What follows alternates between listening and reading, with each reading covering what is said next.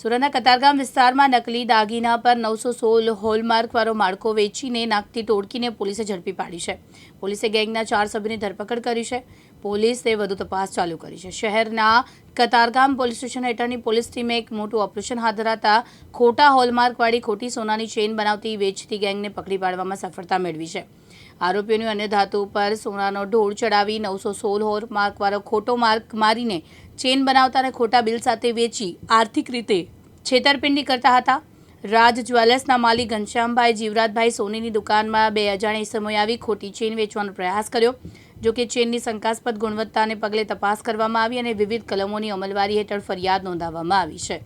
તારીખ 5/8/2025ના રોજ Katargam police station ખાતે એક ભારતીય ન્યાય સંહિતાની વિવિધ કલમો જેમાં મદદગારી અને છેતરપિંડીના આધારે એક ગુનો દાખલ કરેલો હતો। ગુનાની વિગત એવી છે કે 2 ઈસમો જે રાજ જ્વેલર્સ નામના સોનીના ત્યાં એક ચેન વેચવા માટે આવે છે, પણ જે ભાવતાલ નક્કી કરે છે જેના આધારે જે રાજ જ્વેલર્સના માલિકને થોડી શંકા જાય છે, જેના આધારે એ જે ચેન વેચવા માટે આપેલી હોય છે એ ચેનનો અમુક એડવાન્સ આપે છે અને ચેનની પોતે ચેકિંગ કરતા એને ધ્યાનમાં આવે છે કે એની અંદર સોનાની જગ્યાએ બીજી ભેળસેળવાળી કોઈ ધાતુ સાથે અને 916નો લોગોવાળી એ ચેન આપી ગયેલા છે।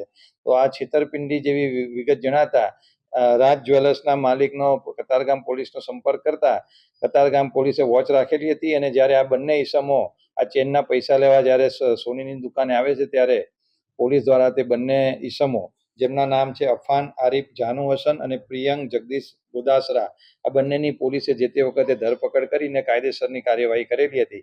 પરંતુ આ ગુનાની અંદર ઊંડાણપૂર્વક પોલીસ દ્વારા તપાસ કરવામાં આવતા એવું જાણવામાં આવેલું હતું કે આ બંને ઈસમો એ ત્યાં ધોરાજીના હતા અને આ બંને ઈસમો ધોરાજીનો એક ઈસમ છે કિશન શ્યામુભાઈ ધોળકિયા, એનો કોન્ટેક્ટ કરીને આ ડુપ્લિકેટ અથવા ભેળસેળવાળી ચેન બનાવતા હતા અને 916નો લોગો કરાવતા હતા। તો કિશન શ્યામુભાઈ ધોળકિયા એ પર ગ્રામ 700 રૂપિયાનો પોતાનો ચાર્જ કરીને એ ચેનની અંદર ભેળસેળ કરવા માટે જુનાગઢના મોફીસ અબ્દુલ અલી શેખને આપતો હતો। એટલે મોફીસ અબ્દુલ શેખ છે એને પણ પોલીસે ધરપકડ કરેલી છે અને 916નો જે હોલમાર્ક છે જે ખરેખર સરકારી સ્ટેમ્પ હોય છે અને કાયદેસર રીતે કરી આપવામાં આવતો હોય છે, તે આ જે સ્ટેમ્પ છે 916નો એ જુનાગઢની અંદર કિરણ નિવૃત્તિભાઈ હસબે અને આનંદભાઈ મહેશભાઈ વડનગરા આ બંને ઈસમો દ્વારા કરી આપવામાં આવતો હતો।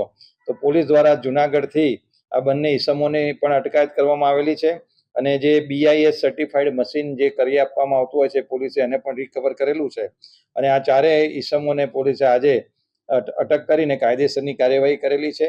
આ લોકોના રિમાન્ડ મેળવવામાં આવશે, જેમાં મશીન દ્વારા બીજી આવી કેટલા દાગીનાઓ ઉપર એ લોકોએ ગેરકાયદેસર સ્ટેમ્પ મારેલા છે એ દિશામાં ઊંડાણપૂર્વક તપાસ કરવામાં આવશે અને આ રીતે બીજા કેટલા લોકો સાથે આ લોકોએ છેતરપિંડી કરેલી છે તેનું ઊંડાણપૂર્વક સુરત પોલીસ દ્વારા તપાસ કરવામાં આવશે।